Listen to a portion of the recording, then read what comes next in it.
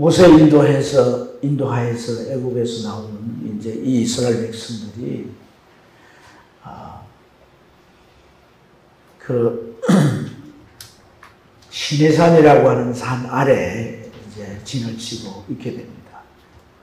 모세는 그 시내산에 올라가게 되는데, 모세가 산에 올라가는 목적은 하나님께서 그 백성을 위해서 주시는 십계명과 율법의 말씀을 받기 위해서 올라가는 거예요.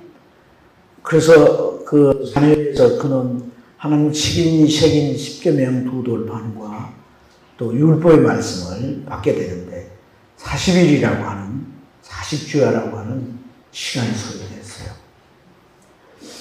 그래서 이 모세가 이 하나님의 말씀, 이 말씀을 받고 이제 산 아래로 내려오는데, 산 아래는 어떤 일이 일어났느냐 하면 이스라엘 백성들이 아론을 부축해서 금으로 송아지를 만들었어요.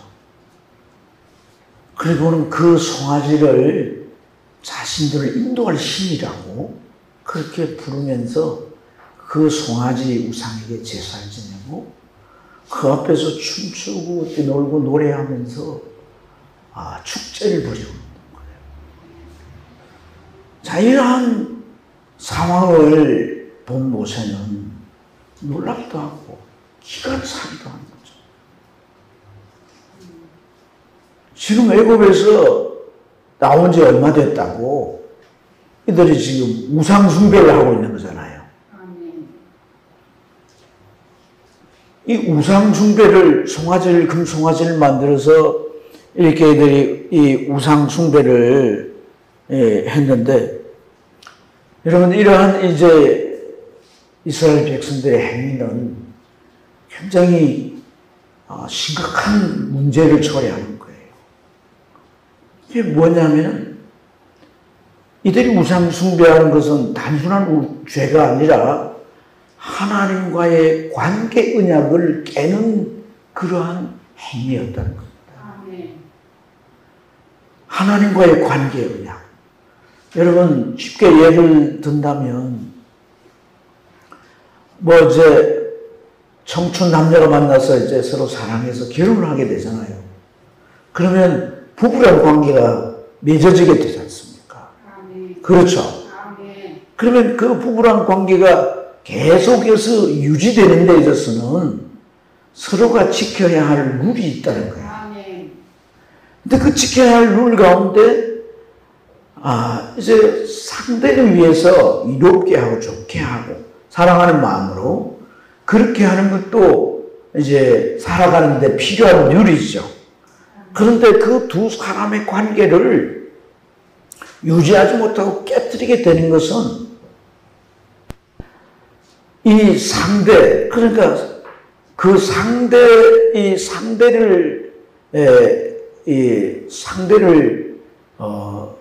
바꾸는 문제입니다. 상대를 바꾸는. 그러니까 남편이 결혼한 아내를 사랑의 대상으로 삼아야 하는데 다른 여자를 사랑하는 거죠.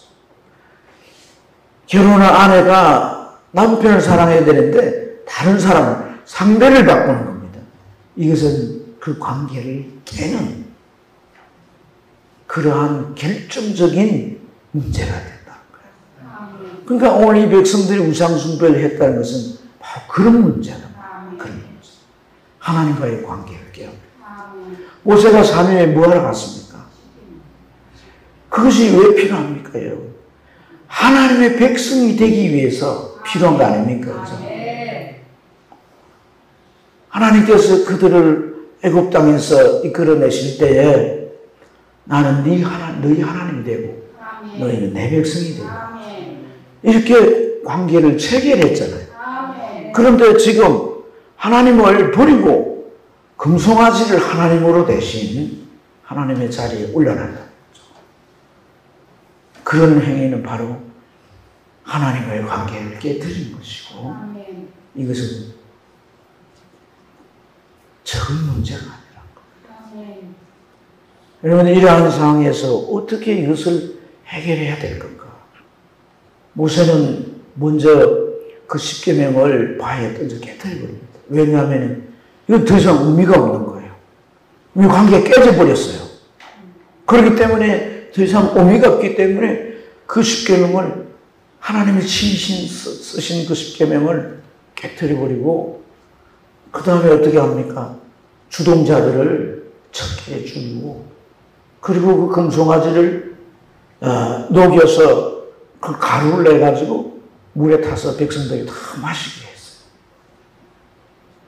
그 다음에 하나님 앞에 나가서 우리가 간절히 지었습니다 하면서 하나님 앞에 회개 기도를 드립니다. 하나님 용서해 주세요. 그렇게 중재의 기도를 드렸던 거예요.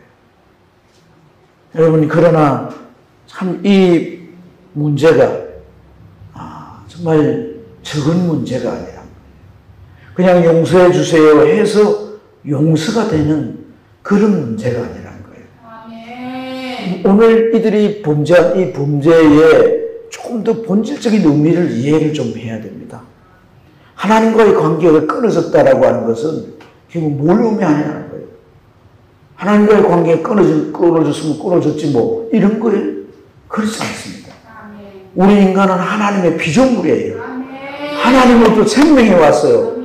영생도 하나님께로부터 왔어요. 하나님과의 관계가 끊어진다는 것은 우리가 육체의 시간을 가지고 땅 위에 살 수는 있지만 영원한 생명을 잃게 되는 것이다. 아주 본질적인 죄다 이 말입니다. 그러면 그 죄에 대한 대가를 내놓지 않고는 해결될 수가 없는 문제랍니다. 잘못했습니다 하고 해결될 수 있는 문제가 아니란 거예요. 그래서 모세의 기도를 보면요, 그냥 용서해 주세요 이렇게 기도를 하는 게 아니라 뭐라고 기도하냐면 하나님 이들을 용서해 주세요. 만약에 용서해 주지 않는다면 내 이름을 주에 기록한 책에서 지워주세요. 이것은 자기 영혼을 건 기도란 말이에요. 영원한 생명을 건 기도란 말이에요. 자기의 생명을 내놓는 기도란 말이에요. 이 죄값을 내가 내놓겠습니다 하는 그런 말과 똑같은 의미인 거죠. 이 문제의 이 사태의 성격을 아는 그러한 이 모세의 기도가 목숨 정도가 아니라 자기 영혼, 영생을 건 그런 기도였기 때문에 하나님께서는 그 회개를 받으시고 용서해 주시는 것이죠. 그래서 우리가 읽었던 1절부터 3절 내용에 보면 하나님께서 그렇게 말씀하십니다. 그래, 내가 이제 조상 아브라함부터 해서 약속한 그 가나안 땅은 너희들로 하여금 가게 하겠다. 내가 약속했으니 가게 하겠고 내 사자들을 같이 앞서 보내서 그 땅에 너희로 하여금 들어가게 하겠다. 이렇게 하나님께서 말씀을 하셨어요. 그러나 여러분, 여기에서 끝나는 게 아니라 3절에 보면 하나님께서 그렇게 말해요. 나는 가지 않겠다는 겁니다. 내가 약속한 것을 주지만은, 그래서 너희로 하여금 가나안 땅에 가게 하겠지만은 나는 너희대로 가지 않겠다. 이렇게 말씀합니다. 그리고 그 이유를 너희가 목이 곧은 백성이기 때문에 내가 가다가 길에서 너희를 진멸할까 염려하느라 이렇게 말씀하셨어요. 이 말은 또 너희들이 이렇게 나와의 관계를 끊어버리는 이런 우상 숭배를 하게 될 거예요. 사실 민수기 25장에서 모압의 신 바알보를 또 섬기게 되잖아요. 우상 숭배하게 되잖아요. 그래서 24,000명이 연병으로 죽고 그 우상 숭배하는 여자들을 끌고 가서 진중에서 음란에 행할 때 비나스란 제사장이 창으로 그들을 쳐 찔러 죽임으로써 그 연병이 그치게 되잖아요. 여러분, 이러한 이제 상황들을 우리가 보면서 오늘 우리가 정말 깨달아야 하는 그런 귀한 교훈이 뭐냐? 왜 이런 초유의 사태가 벌어졌을까 하는 거예요. 왜 이들이 그 40일 못 참고 우리 인도할 신을 되라 하면서 금송아지를 만들었을까 하는 겁니다. 왜 금송아지를 만들었을까?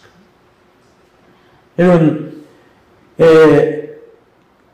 출애굽기 32장 1절에 보면 아론에게 이들이 이렇게 요구를 해요. 우리를 위하여 우리를 인도할 신을 만들라. 그러니까 지금까지 하나님께서 모세를 통해서 애굽에 10가지 재앙을 내리시고 홍해도 갈라주시고 그렇죠. 광야를 인도해가 여기까지 오셨어요.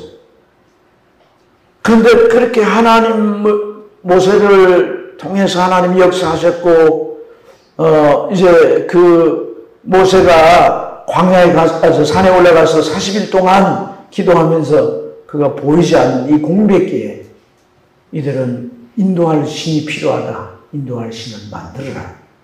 그리고 그 신이 우리를 이제 가나안 땅까지 인도해 줄 거라는 겁니다. 오늘 이들의 이 요구 속에서 우리는 무엇을 깨달을 수가 있습니까? 이들은 하나님이 필요한 게 아니라 그들을 인도할 것이 필요한 거고 가나안 땅이 필요한 겁니다. 하나님이 필요한 게 아니라 가나안 땅이 필요하고 그 가나안 땅을 인도해 줄 신이 필요했던 것이다. 우리가 이러한 것을 보면서 우리 신앙이 가지고 있어야 할 우리 신앙이 정말 무엇 때문에 내가 신앙생활을 하고 그 신앙생활을 하는 이유나 목적이 무엇이냐라고 할 때 여기에 대해 우리가 정확한 답이 나와야 할 줄입니다. 그런 그 답은 우리 그냥 이 개념 속에 있는 게 아니라 우리가 이 기도하는 기도 속에 있어야 되는 것이고 하나님 앞에 예배하는 예배 속에 있어야 되는 것이고 우리의 신앙의 전 영역 속에서 정말 우리가 신앙생활을 하는 이유나 목적이 거기에 담겨져 나와야 된다. 내가 정말 신앙생활하는데 오늘 이스라엘 백성들처럼 하나님의 인도가 필요하고 그래서 가나안 땅이 필요하는 그것이 내 신앙생활의 목적이라고 한다면 굳이 하나님을 믿을 필요가 없어요. 절에 가서 열심히 빌면 부처가 복을 주어가지고 잘 된 사람 많습니다. 네? 내 안면의 기둥이 뭔지 알고 싶으면 무당한테 가 복채 걸고 그 무당 젊게 잘 받으면 내 앞에 무슨 일이 있을지 알려줍니다. 동쪽으로 가면 동쪽으로 가세요. 서쪽으로 가면 서쪽으로 가고 가면 귀인도 만나면 귀인도 만날 거라는 말대로 귀인도 만나고 그럽니다. 신앙생활 하면서 우리가 어떤 내가 땅에 살아가는 필요가 신앙생활의 목적이고 그것 때문에 내가 정말 기도하고 하나님 앞에 나온다라고 한다면 굳이 하나님 믿지 않아도 다른데 열심히 찾으면 그 신이 줄 수 있다. 수많은 사람들이 왜 불교를 믿고 왜 다른 종교를 믿겠어요? 거기도 뭔가 있으니까 믿을 거 아니겠어요?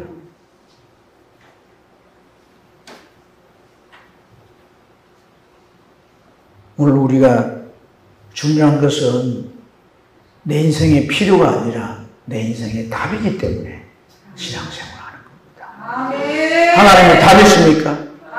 진실로 그러하십니까? 하나님이 창조주십니까? 내가 그분이 지으신 피조물이 맞아요? 세상도 창조하시고 천국과 지옥도 창조하시고 이 세상 모든 역사에 주관하신 분이심을 믿습니까? 성경의 진리를 믿습니까? 하나님이 내 인생의 답이기 때문에 신앙생활을 하는 것입니다. 하나님이 내 인생의 답이기 때문에 내가 신앙생활을 한다면 오늘 이들이 40일을 기다렸던 400일을 기다렸던 하나님의 백성이 되는 이것이 그들에게 더 중요한 것이고 그들이 곧 빨리 가나안 땅에 들어가는 것보다도 그곳에 그들이 머물러 있으면서 그 산 안에서 하나님의 백성이 되는 훈련받는 게 더 중요한 것이라는 것을 깨달아요. 내가 예수 믿어서 하나님이 복을 주어서 물질도 있고 건강도 있고 내가 이 세상에 필요한 거 다 갖추었다고 해서 신앙 안에서, 기독교라는 신앙 안에서 가진 게 더 이상 없다고 생각하면 여러분, 여전히 여러분 필요 때문에 믿는 거지. 인생의 답이기 때문에 믿는 게 아니에요.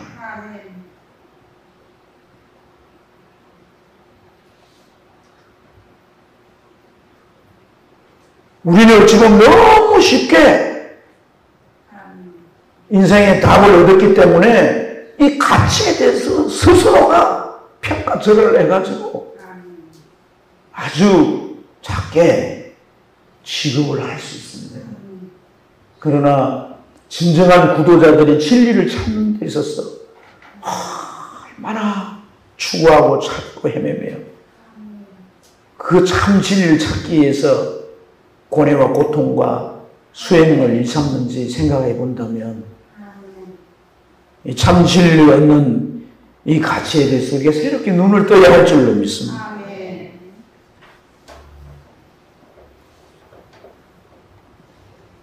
그래서 주님께서도 너희가 그 나라와 그의 의를 먼저 구하면 이 모든 것도 너희에게 다 하시리라.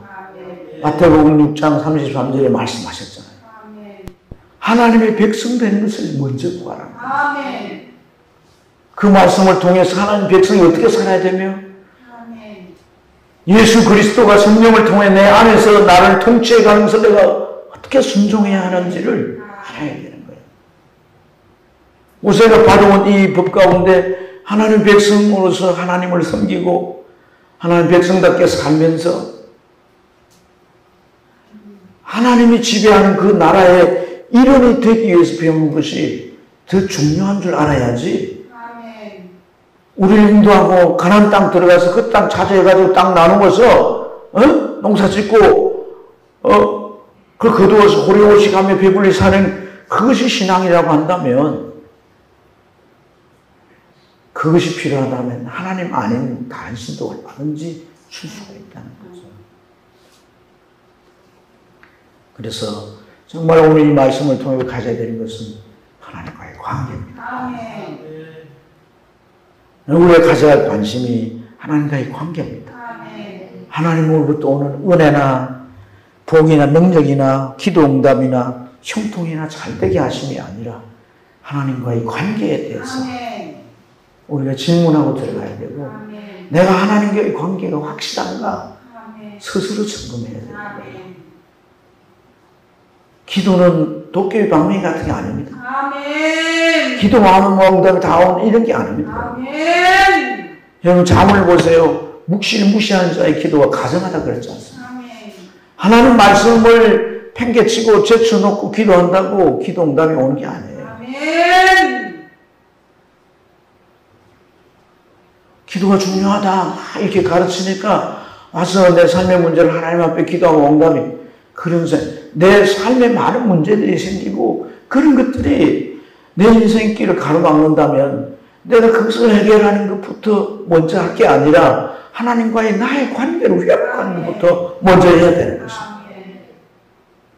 하나님 보실 때 내가 하나님 백성으로 어떤 모습을 가지고 있는가를 내가 찾아내고 그 모습을 회복하려고 하는 것, 그 모습을 제대로 가지려고 하는 것, 그게 중요한 거예요. 입을 고쳐야면 입을 고쳐야 되고 마음을 고쳐야면 마음을 고쳐야 되고 행실을 고쳐야면 행실을 고쳐야 되고 내가 정말 하나님 앞에서 목숨 걸고 힘써야 할 것이 있다면 그거에 내가 인생을 그려야 되는 것이지 다른 것에서 해결이 적이 있는 게 아니에요. 그래서 우리 모세의 모습 속에서 정말 이 관계에 대한 우리가 답을 찾아볼 수 있는 줄로 믿습니다. 뭐라고 하십니까? 하나님께서 장신구 다 떼내는 거예요. 장신구. 장신구가 뭐예요? 장신구 한번 봅시다. 네? 없어요? 팔찌도 없고 귀걸이도 없고 목걸이도 없어요?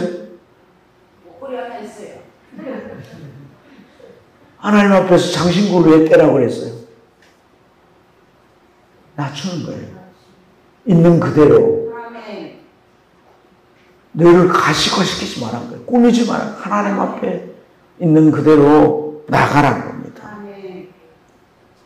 회막 앞으로 나가라는 거예요. 회막 앞으로. 그리고 백성들이 자기 장막에서 다 예배합니다. 그 다음에 모세는 해막에서 뭐합니까? 11절 말씀 같이 한번 읽어보겠습니다. 11절 읽겠습니다.